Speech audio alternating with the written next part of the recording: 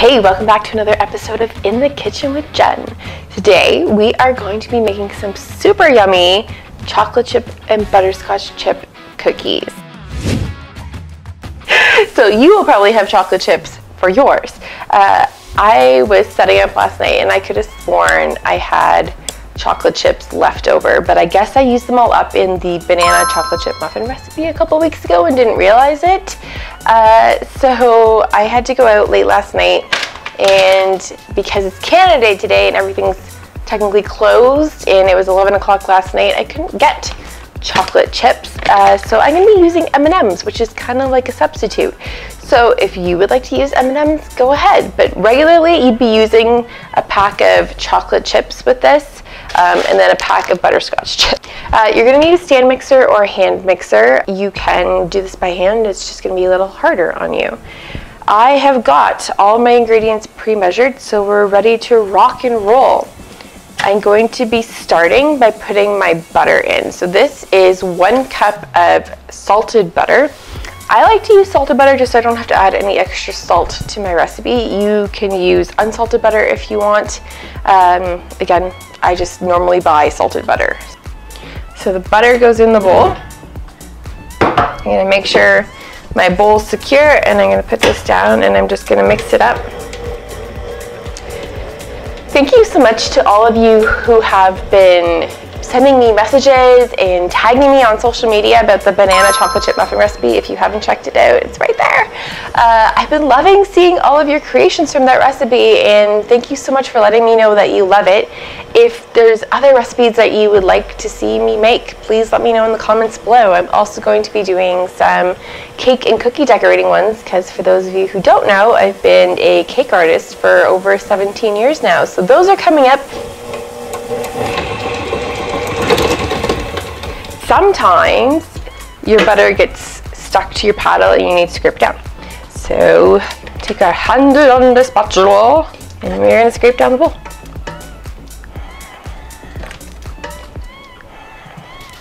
And then I'm going to put the mixer back on again for a couple minutes. And of course, as usual, I get butter on myself. It's bound to happen. Okay, so I'm going to put this back on again. I just always like to mix it up before I add the sugar in. You want your butter to get nice and fluffy with your sugar. So I'm just going to scrape down the butter again. I haven't washed the butter off my hands yet because I know I'm probably going to get more butter on my hand in a second. So I figured I would just wait. Okay. It is so early, guys. I try and film these videos before my kid wakes up. Or kids wake up. Mainly my 4-year-old, because he's the one who draws my attention. It makes the most noise. Okay, so I've scraped down my butter. It's been slightly mixed up. I'm going to add my sugar. So I have 1.5 cups of brown sugar here. I'm going to throw it in my bowl. Well, I'm going to scoop it into my bowl. Do not throw your sugar in your bowl. Well, you can. I mean, if you're looking to have some fun, but it might make a big mess. Okay, and then I'm going to mix that up till it's nice and fluffy.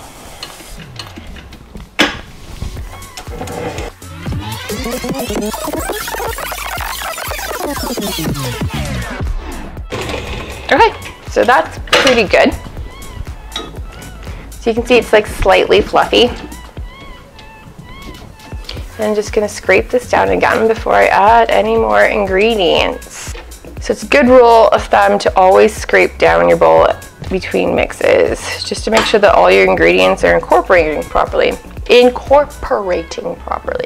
Jen can't talk this morning. All right.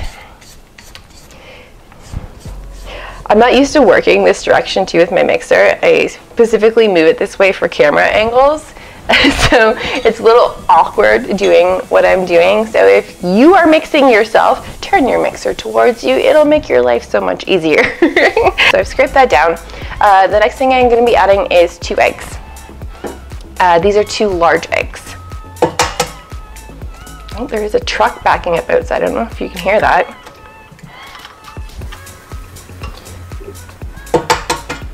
And most people, or I don't know if most people, but some people will crack their eggs into a separate bowl just in case they were to get eggshells in when they crack it. I like to live on the wild side and just crack them right into my bowl, and if I do happen to get an eggshell in, I can actually just take the other part of the eggshell and scoop it out. It's really easy to get it out with the other half of the eggshell.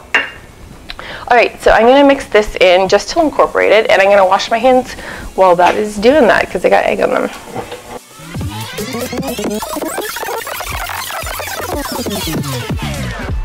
So you can see it's just starting to incorporate in the bowl. I just wanted a little bit more because it's still kind of separated. I might even like give this a scrape and then mix it again a little bit more. Yeah, I'm gonna give this a scrape and mix it like a little bit more after that. Some of the sugar is sticking to the bottle. It just doesn't want to get together with the egg. It's being difficult. It is early in the morning. Maybe it just does not want to bake. It's fine. We will figure this out, people. We will figure this out. And I'm gonna just mix this again. So yeah, this is one of my go-to recipes for the kids. These cookies disappear in like 1 to 2 days in my house if I make a double batch. There's about 7 people in our house, but yeah, 48 cookies will disappear in about 1 to 2 days in this house. So I can definitely say that it's a well-liked recipe in this house. So hopefully it'll be a well-liked recipe in your house. Okay, that is about perfect. You see how that's like come together? It's like a little bit of a grainy texture, but like the egg doesn't look separated. That's the texture you want it. So again, we are going to scrape down the bowl because we get the next ingredient in until this is all up and I am making a mess. I just got batter on my counter. What is baking without making a mess? Well, it's clean baking. That's what it is. It's clean baking. But we're not doing that. We're getting like batter on my hands and my counter, and it's just, yeah. It's just part of the creative process, people. Okay, so I scraped that down.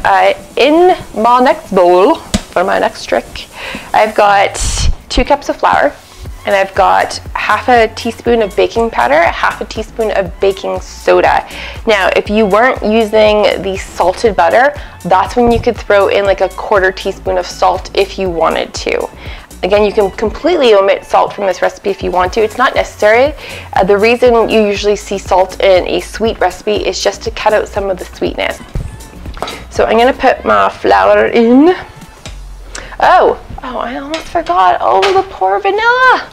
I almost forgot to put the vanilla in, people. Okay, so I'm going with half a teaspoon of vanilla, and I was lazy and didn't want to dig my half a teaspoon out. So this is actually a full teaspoon that I am just going to fill halfway. I don't know if you can see that in the camera. Yes, you can. Okay, I'm gonna dump my half teaspoon of vanilla in. Then I will put my flour, baking soda, and baking powder in. See if I can do this without making a mess, because again, my mixer is not the way it normally is facing me. Okay.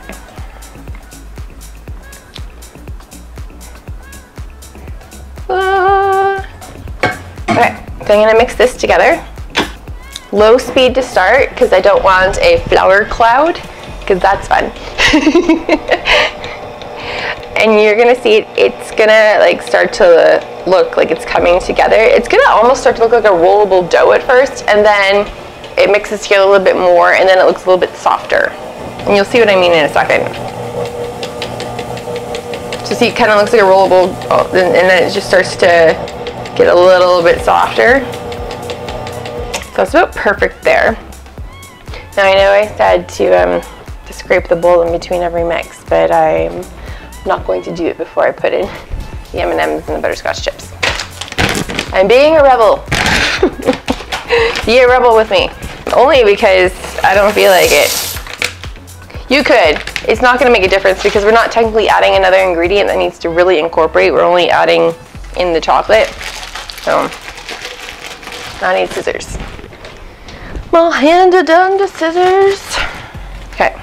Full bag of each, so it'd be a full bag of M&Ms, if you're using M&Ms. This is, what size is the bag? This is a 200 gram bag of M&Ms. And this is a 300 gram bag of butterscotch chips. So you'd be using, if you're using chocolate chips, where's my memory? If you're using chocolate chips, you'd be again using another 300 gram bag of chocolate chips. And you could use milk chocolate, semi-sweet chocolate, whatever type of chocolate is your preference. My preference is always milk chocolate, but that's just me. So, and then I'm just gonna put this on low speed because I don't want to massacre my chocolate. I just want it to incorporate.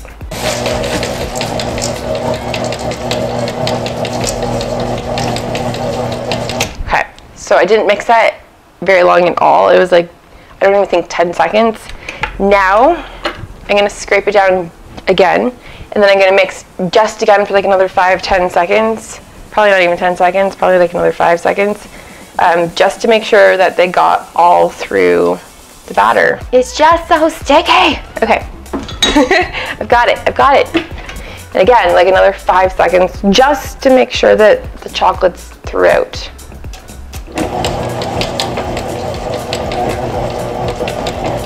And done. That's all she wrote. That's all there is to this recipe. Well, except for we have to bake it. Okay, so I have a pan lined with parchment paper here. I always bake with parchment paper. I just find it so much easier. Even when I'm baking a cake, I will line the bottom of the pan with parchment paper. So what you're gonna need is a tablespoon, and you're gonna need a spoon. The spoon is to get the stuff out of the tablespoon, but the tablespoon is to measure each individual cookie, if that makes sense. I'm going to preheat my oven to 350 degrees. And I'm going to release the paddle from the mixer. Okay, that goes in the sink. This is your yummy batter. I'm gonna scrape down the bowl again.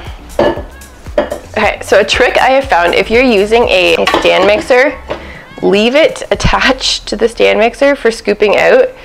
It'll make your life so much easier because it's a sticky batter. You don't have to worry about the bowl moving all over around when you're trying to get the batter out. Okay, so again, I'm using a tablespoon here, and I'm gonna scoop these onto my cookie tray. Okay, so they don't have to be perfect, like not perfectly tablespoonish, just tablespoon size. And then I just take my spoon and I push the batter out. You see what I mean by it's sticky? So again, they don't have to be perfect tablespoons. I just use the tablespoon to get them roughly the same size.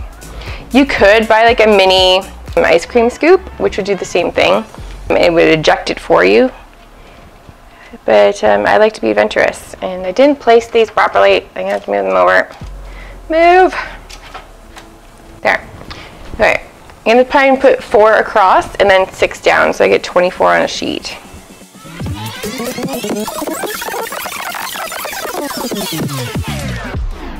Okay, so I got my first 24 ready to go. Okay, the cookies are going in the oven. Say goodbye, cookies. See you soon.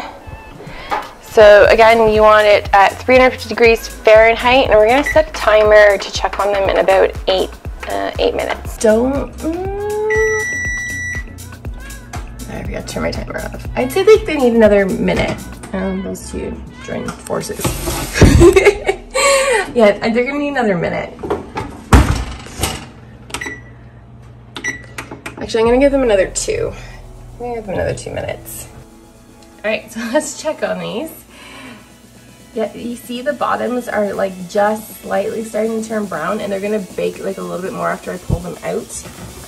Not as much because it's an aluminum pan, so it's gonna cool down fast. But these babies look good. To the moment of truth. Did these cookies turn out with the M&Ms? Well, they look the same except for the fact that they have colors in them. And those are actually super yummy. They're more sweet than usual. The M&Ms, because of that candy coating, it's upping the sweetness. So I wouldn't be able to eat like a super lot of these in one sitting because they're so sweet, but they're still really good. My personal preference is still using the milk chocolate or the semi-sweet chocolate chips with the butterscotch chips. And I guess the ultimate test will be to see whether or not the kids like them. Thanks so much for hanging out with me until the end of this video. If you need that recipe again, you can screenshot it in 1, 2, 3. And again, make sure to let me know in the comments below what you'd like to see in the next video. Have an awesome day, and I will catch you in the next video. You like it? Oh my dear Lord, I wasn't even filming. Oh my dear Lord! I've now eaten 2 cookies and I wasn't even filming. Okay, let's scoop some cookies, people. Let's scoop some cookies. I can't talk anymore. It's totally fine. I will survive. At first I was afraid, I was petrified. Kept thinking I can never live without you by my side. YouTube, please don't copyright me. We're almost there, people. 3 degrees. 3 degrees. 3 degrees to Kevin Bacon. 3 degrees to bacon. 3 degrees to M&M cookies. Okay, they're going in the oven. If you watched my last video, then you know I make up songs. Come on, oven. Come on, oven. You can do it. Put a little wiggle to it. Let's go. Let's go. 350 degrees Fahrenheit. Let's go. I need to bake these before Tyler wakes up. Let's go. Come on. Hi. I'll be fine. I really will. I'm waiting for my oven to heat up. I'm waiting for my oven to heat up. Yes, I am. Yes, I am. Yes, I am. See, YouTube, you can't copyright me on that one because it's a Jen original.